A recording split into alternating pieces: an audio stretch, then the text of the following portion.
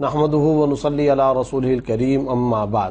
درس قرآن.com پر محترم جناب جاوید ستار صاحب اور ان کے علاوہ کئی افراد کی طرف سے یہ سوال آ رہا ہے کہ کورونا کی موجودہ صورتحال کے اندر قربانی کا فریضہ انجام دینے کے بجائے اگر قربانی کے جانور کی رقم کسی رفاہی کام کے اندر خرچ کر لی جائے، مثلاً مریضوں کے علاج پر، اسی طرح کسی لاک ڈاؤن کے متاثرہ فرد کے لیے راشن کے انتظام پر، یا کسی لیبارٹری، اسکول، سڑک، کسی سماجی فلاحی رفاہی کام پر اگر قربانی کی رقم کو خرچ کر لیا جائے تو یہ جائز ہے یا نہیں، اور کیا اس سے قربانی کا فریضہ ادا ہو جائے گا یا نہیں؟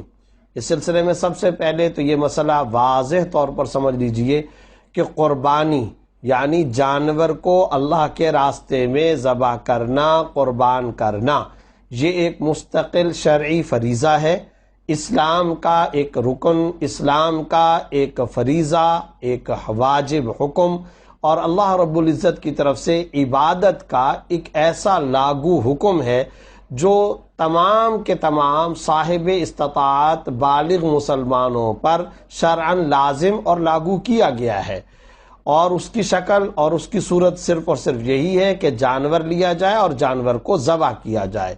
قرآن کریم کے اندر تقریباً نصف درجن سے زیادہ آیات کے اندر قربانی کا تذکرہ ہے۔ سورہ حج آیت نمبر 36 37 کے اندر تو اللہ رب العزت نے باقاعدہ قربانی کو شعائر اللہ اور قربانی کو مسلمانوں کا طریقہ، پھر آگے جانور کی تفصیلات کو بیان کیا کہ جانور کا گوشت پوست ہے وہ اللہ کو نہیں پہنچتا، جانور کو ذبح کرنے کے اندر تقوی کی سوچ اللہ کو پہنچتی ہے۔ وَالْبُدْنَ جَعَلْنَاهَا لَكُم مِّن شَعَائِرِ اللَّهِ، اللہ رب العزت نے اونٹوں کو، جو جانور ذبح کیے جاتے ہیں، ان کو اللہ کے شاعر اور اسلام کی نشانیوں میں سے قرار دیا اور شاعر اسلام قرار دیا۔ سورہ حج آیت نمبر 32 کے اندر وَمَن يُعَظِّمْ شَعَائِرَ اللَّهِ فَإِنَّهَا مِن تَقْوَى الْقُلُوبِ، وہاں پر شاعر کے طور پر اس کو ذکر کیا۔ اسی طریقے سے قُلْ إِنَّ صَلَاتِي وَنُسُكِي وَمَحْيَايَ وَمَمَاتِي لِلَّهِ رَبِّ الْعَالَمِينَ، میری نماز، میری قربانی اللہ رب العزت کے لیے، زندگی اور موت اللہ رب العزت کے لیے۔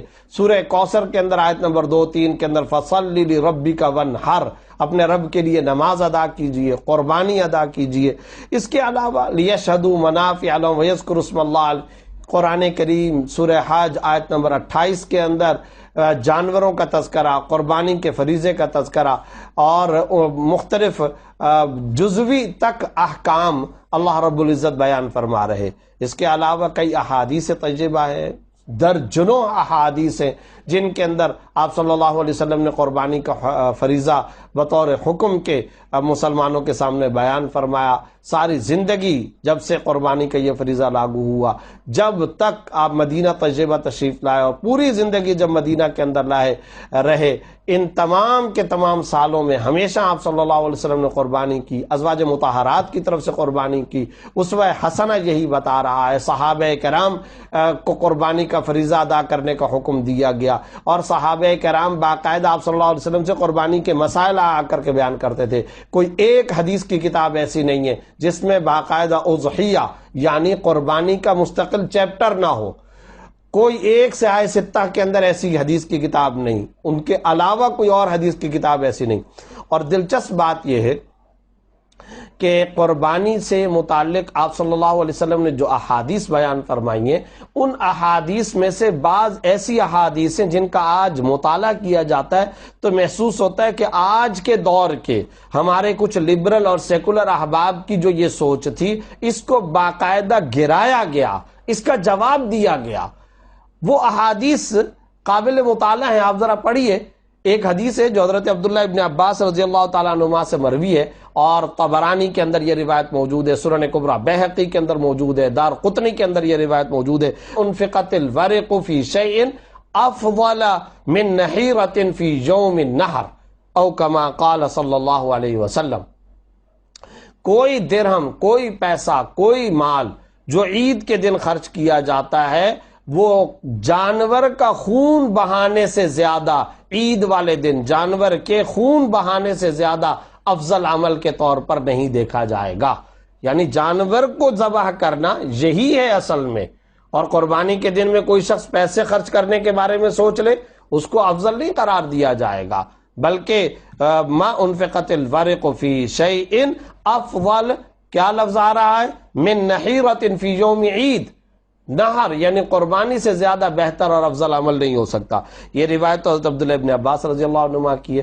سنن ترمذی کے اندر ایک روایت موجود ہے حضرت ام المؤمنین عائشہ صدیقہ رضی اللہ تعالی عنہا کی، ما عمل آدمی من عمل یوم النحر، کیا آگے لفظ آ رہا ہے؟ احب الی اللہ من احراق الدم. کوئی آدم ذات، کوئی ابن آدم قربانی کے دن کے اندر اگر کوئی عمل کرتا ہے، عبادت کی نیت سے کیا گیا کوئی بھی عمل، جانور کا خون بہانے سے زیادہ بہتر، افضل، عمدہ اور اعلیٰ نہیں ہو سکتا. اب آپ اندازہ لگائیں، پیسے خرچ کرنا، کوئی اور عمل کرنا، ظاہر ہے اس کے اندر رفاہی کام بھی آ جاتے ہیں.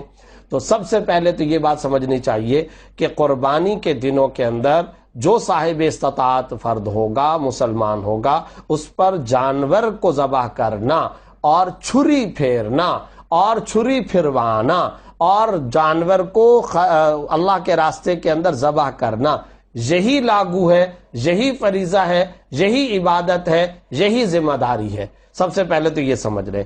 اب آ جائیں اس بات کی طرف کہ یہ سوال کیوں کیا گیا. جب بھی یہ عید کا موقع آتا ہے تو یہ سوال کثرت کے ساتھ آنا شروع ہو جاتا ہے.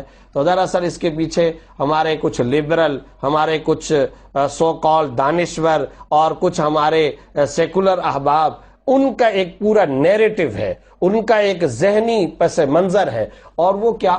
وہ یہ کہ جناب کیا ضرورت ہے، اتنے سارے جانوروں کو ذبح کر دیا جاتا ہے اور ان کو خون بہایا جاتا ہے اور ان کو ذبح کر کے اس کے مقابلے میں تو یہ کام کیا جائے کہ پیسے جمع کیے جائیں، ہاسپٹل بنا لیا جائے، اتنے ہی پیسے جمع کر کے آپ پانی کا کولر لگا لیں، اتنے ہی پیسے جمع کر کے آپ فلاں جہیز کے اندر دے دیں اور فلاں بچوں کی تعلیم پر لگا لیں، اسکول کی تعمیر پر لگا لیں، سڑک بنا لیں، لیبارٹری بنا لیں، ایمبولینس خرید لیں، مریض کو میڈیسن دے دیں، کسی کے لیے کلینک بنا لیں، کہیں پر دیہات کے اندر ڈسپنسری بنا لیں، کہیں پر ہاسپٹل کی تعمیر کر لیں.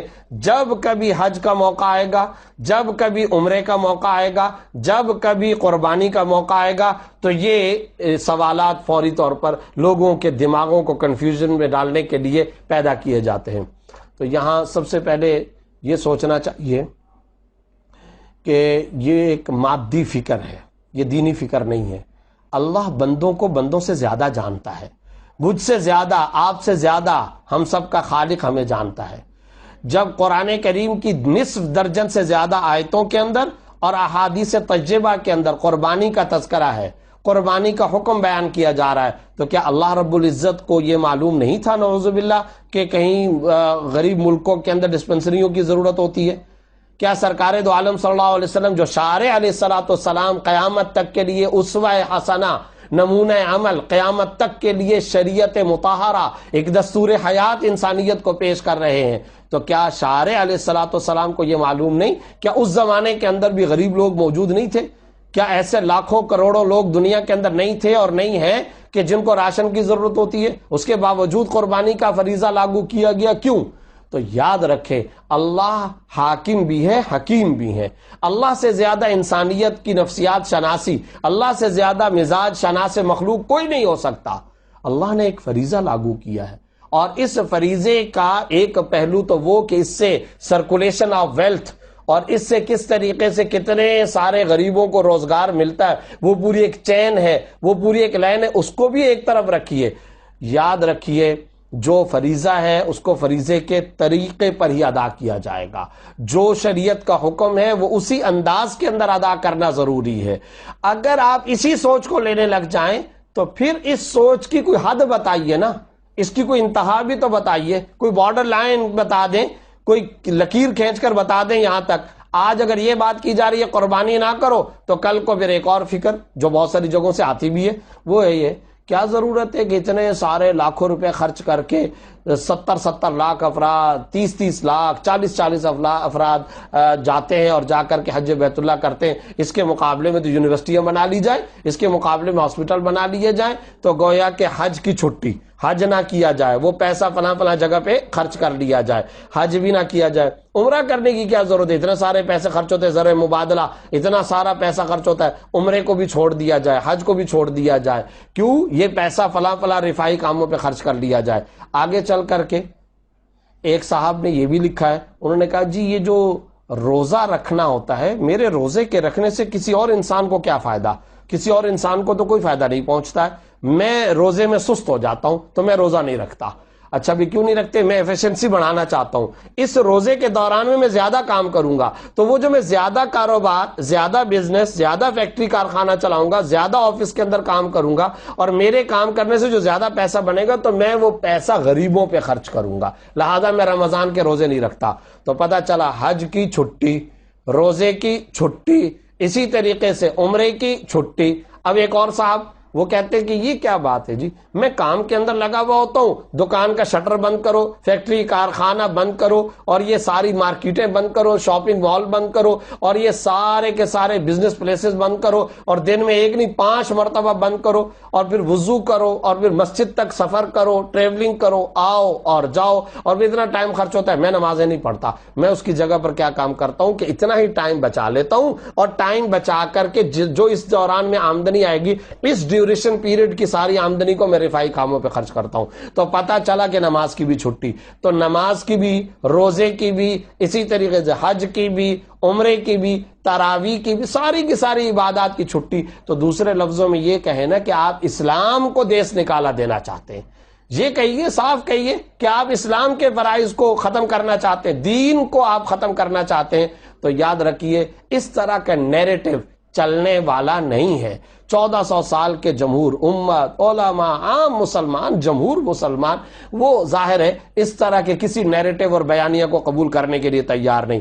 پھر میرا یہاں پر ایک سوال ہے، اور وہ سوال یہ ہے، سوشل میڈیا کی کسی پوسٹ پر آج تک ہم نے یہ نہیں دیکھا بیٹیوں کی، بہنوں کی شادی کرتے وقت اتنے زیادہ خرچے کرنے کے بجائے یونیورسٹی بنا لو، یہ آج تک کوئی بھی نہیں کہتا۔ بھائی تم جو ہے اعلیٰ درجے کی کار، شاندار سواری رکھتے ہو، تو ایسے ہی اتنی اعلیٰ درجے کی کار رکھنے کی کیا ضرورت ہے؟ ایسی چھوٹی موٹی کار رکھ لو، اور اس پیسے کو بچا کر کے تم اسکول تعمیر کر لو۔ کاریں اچھی نہ خریدو، یہ کمپین کوئی نہیں چلائے گا۔ اچھی اعلیٰ درجے کی کوٹھی میں کیوں رہتے ہو بھائی؟ تم 2 کمرے کے کرائے کے مکان کے اندر بھی رہ سکتے ہو، چلو کرائے کا نہیں اپنا مکان لے لو، لیکن اتنے بڑے 1000 گز کے، 500 گز کے بنگلے، پورا ڈیفنس، پورا پوش ایریاز، پورے پاکستان، پوری دنیا کے جو سٹینڈرڈ کے علاقے ہیں، سارے کے سارے لوگ نکلے اپنے گھروں سے، چھوٹے چھوٹے گھروں کے اندر رہیں، اور کیا کام کریں؟ یہ سارے کا سارا پیسہ لیبارٹریوں پر لگا لے، سڑکوں پر لگا لے، تعمیرات پر لگا لے، یونیورسٹیوں پر لگا لے۔ اس کے بارے میں کوئی کمپین نہیں چلائی جائے گی۔ یہ جو ہوٹلنگ کی روزانہ کی صورتحال ہے، اور ان ہوٹلنگ پر ایک ٹائم پر جا کر کے 15 سے 20 ہزار روپے کے پیسے کو ایک فیملی کے کھانے پر ایک ٹائم پر خرچ کیا جاتا ہے۔ ارے تم تو 500,000 روپے کے اندر بھی کھانے کا گھر کے اندر انتظام کر سکتے ہو، باقی پیسے بچاؤ اور یہ سارے پیسے میڈیسن پہ خرچ کر لو، اور یہ کلینک کھول لو، اور ڈسپنسری اور لیبارٹری کھول لو، اور ٹیسٹنگ کی مشینیں کھول لو، اس کے اوپر کھانے کے یہ پیسے لگا لو۔ یہ جو اعلیٰ درجے کے اسمارٹ فون لیے جاتے ہیں، تو کیا ضرورت ہے 1500، 2000، 4000، 3000 روپے کے موبائل فون پر بھی انسان اپنا سارے کا سارا کام نکال سکتا ہے۔ تو کیوں اتنے اعلیٰ درجے کے موبائل فون خریدے جاتے ہیں؟ تحریک چلائی جائے، اعلیٰ درجے کے سارے اسمارٹ فون کوئی بھی نہ خریدے، بلکہ ان سارے کے سارے پیسوں کو رفاہی کاموں پر، اور روڈوں اور سڑکوں کی تعمیرات پر، اسٹریٹ لائٹ پر، اچھے میدانوں پر، شاندار ہسپتالوں پر خرچ کیا جائے گا۔ نہ موبائل فون کا کٹ، نہ کھانے اور ہوٹلنگ کا کٹ۔ آگے بڑھیے، مری کی پکنک کی کیا ضرورت ہے؟ کاغان، ناران، خاران جانے کی کیا ضرورت ہے؟ دبئی جانے کی کیا ضرورت ہے؟ سوئٹزرلینڈ اور باہر کے ملکوں کی سیر اور پکنک پر لاکھوں نہیں کروڑوں روپے خرچ کیا جاتا ہے، اور زر مبادلہ خرچ کیا جاتا ہے، سیاحت پر خرچ کیا جاتا ہے، تفریح اور پکنک پہ خرچ کیا جاتا ہے۔ کیا ضرورت ہے یہ سارے کے سارے پیسے خرچ کرنے کی؟ بچاؤ اس پیسے کو، اور اس پیسے کو بچا کر کے ہاسپٹل بنائے جائے، پانی کے کولر لگائے جائے، حیران کن بات ہے، نہ ہوٹلنگ پر کٹ ہے، نہ پکنک پر کٹ ہے، نہ دبئی کے ٹور پہ کٹ ہے، اور نہ ہی کسی اور چیز کے اوپر کوئی کمپین چلائی جاتی ہے. سارے کا سارا زور حج قربانی، حج قربانی عمرہ، حج قربانی عمرہ. تو کیا ہے اس سے پتہ یہ چلا کہ حج سے زیادہ قربانی کا جانور کوئی شخص خرید لے اس سے زیادہ، اسی طریقے سے عمرے سے زیادہ یہ جو روزانہ کی بنیاد پر ہوٹلنگ پر جو اعلیٰ درجے کے کھانوں پر پیسے خرچ کیے جاتے ہیں، وہ کروڑوں اربوں روپے کا زر مبادلہ خرچ ہو رہا ہے، پکنکس پر خرچ ہو رہا ہے، دنیا داری پہ خرچ ہو رہا ہے، خام خواہ کی مصرفانہ تقریبات پر خرچ ہو رہا ہے، فضول خرچیوں پہ خرچ ہو رہا ہے، برانڈڈ چیزوں پہ خرچ ہو رہا ہے، اسمارٹ فون، برانڈڈ گاڑیاں، برانڈڈ کپڑے، برانڈڈ سوٹ بوٹ، ان چیزوں پر خرچ ہو رہا ہے. اس سب کے بارے میں کہیں سے کوئی آواز نہیں سنائی دے گی. ساری کی ساری دانشوری، سارے کا سارا فلسفہ، ساری کی ساری تھیوریاں قربانی، عمرہ، حج، روزہ، اسی کے اوپر آ کر کے ساری تان ٹوٹتی ہے. تو پتہ چلا کہ مقصود رفاہی کاموں کا پیٹ میں درد نہیں ہے، مقصود یہ ہے کہ ان شاعر اسلام، دینی عبادات، فرائض اور واجبات کی اہمیت کو کاٹنا ہے، اس کو ختم کرنا ہے. میں دعوے سے کہتا ہوں جتنے لوگ حج کرتے تھے اس سے کئی گنا زیادہ بڑھا لیں، جتنے لوگ عمرے کرتے تھے اس سے بھی کئی گنا زیادہ بڑھا لیں. لیکن اگر صرف اور صرف 200 سے 400 500 افراد اپنی اچھی اعلیٰ درجے کی گاڑیوں، شاندار گھروں، اعلیٰ درجے کے اسمارٹ فون، روزانہ کی ہوٹلنگ، آئے دن کی پکنک، صرف اسی کا بھی اگر پیسہ بچا لیں تو ملک میں کوئی غریب نہیں رہے گا. کتنے سارے لوگوں کے کئی سارے انتظامات ہوں گے، مگر ان موضوعات اور ان چیزوں پر کٹ لگانے، ان کو مختصر کرنے، ان کو سکیڑنے سمیٹنے، اس پر کوئی آواز سوشل میڈیا پر نہیں آئے گی. ساری کی ساری تان جو ٹوٹتی ہے وہ عبادتوں کے پر کٹ لگانے کے اوپر سارے فلسفے بکھیرتے ہوئے لوگ نظر آتے ہیں. تو یاد رکھیے اس طرح کی سوچ مادی سوچ ہے، دماغ کے بجائے پیٹ سے سوچنے کی عادت ہے، دین ترجیحات میں شامل نہیں ہے، فرائض اسلام کی اہمیت نہیں ہے، اسوہ رسول اکرم صلی اللہ علیہ وسلم کی دل کے اندر اہمیت نہیں ہے، شریعت اور اسی طرح اسلام کے بنیادی احکام کی اہمیت نہیں ہے.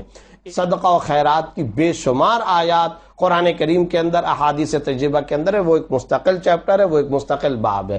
لیکن خدا را رفاہی کام کیجئے عبادتوں کی قیمت پر نہیں، سماجی کام کیجئے فرائض اور واجبات پر سمجھوتا کر کے نہیں. اور آخر میں خالص دنیاوی اعتبار سے بھی یہ نقطہ سمجھنا چاہیے کہ اس قربانی والے فریضے کے اندر اللہ نے بے شمار بے روزگار لوگوں کی مادی اور مالی مدد کا بھی ایک خوبصورت، ایک پورے کا پورا سرکل، ایک پورے کا پورا چین سسٹم بنایا ہے. آپ اندازہ کیجئے کہ بے شمار کسان، بے شمار دیہاتی لوگ، اربن ایریاز کے لوگ، وہ پورا سال قربانی کی عید کا انتظار کرتے ہیں، جانوروں کو پالتے ہیں، ایک پوری ایک انڈسٹری وجود کے اندر آتی ہے. رسی بنانے والے سے لے کر کے ٹوکری والے تک، چھری ٹوکا والے، کسائی، ذبح کرنے والے، اسی طرح بیچنے والے، خریدنے والے، مویشی منڈیوں والے، پتہ نہیں اس کے اثرات کہاں کہاں تک پہنچتے ہیں. اور ہم خود اجتماعی قربانیاں کراتے ہیں بے شمار نیڈی پلیسز کے اندر. کئی ایسے ضرورت مند علاقے ہیں وہاں پر ہمیں عجیب قسم کے مناظر دیکھنے میں آتے ہیں. یہ تو فریضہ ہے، عالمگیر فریضہ ہے نا، اور دنیا میں غربت زیادہ ہے. ایسے بے شمار علاقے ہیں جہاں 70 سال کے، 80 سال کے بوڑھے قربانی کے بعد 1 کلو 2 کلو گوشت کے حصول کے لیے لائنیں لگا لگا کر کے کھڑے ہوتے ہیں. انہیں پورے سال میں 1 مرتبہ گوشت کھانا نصیب ہوتا ہے، 1 مرتبہ انہیں گوشت کھانا نصیب ہوتا ہے. گاؤں کا ملک نواب بس وہی قربانی کرتا ہے، باقی عام لوگ کہاں قربانی کرنے کی استطاعت رکھتے ہیں. وہ انتظار میں ہیں، ان کے چھوٹے چھوٹے بچے گوشت کے لیے انتظار میں ہوتے ہیں. کئی دیہاتوں میں پھر اس گوشت کو باقاعدہ سکھایا جاتا ہے، کئی دنوں تک کھایا جاتا ہے. تو خدا جانے ان کو گوشت یعنی خوراک کی شکل کے اندر بھی، اسی طریقے سے ان کے چند پیسے ٹکوں کا پروفٹ اور نفع حاصل کرنے کے راستے سے بھی، اور پتہ نہیں کتنے راستوں سے کتنے سارے لوگوں کو فائدہ پہنچتا ہے. مادی اعتبار سے بھی یہ بہت سارے لوگوں کے روزگار کا ذریعہ بنتا ہے. اللہ رب العزت ہمیں درست اور صاحب اور شرعی اور دینی فکر نصیب فرمائے اور اسی کے مطابق زندگی گزارنے کی توفیق عطا فرمائے. وآخر دعوانا الحمدللہ رب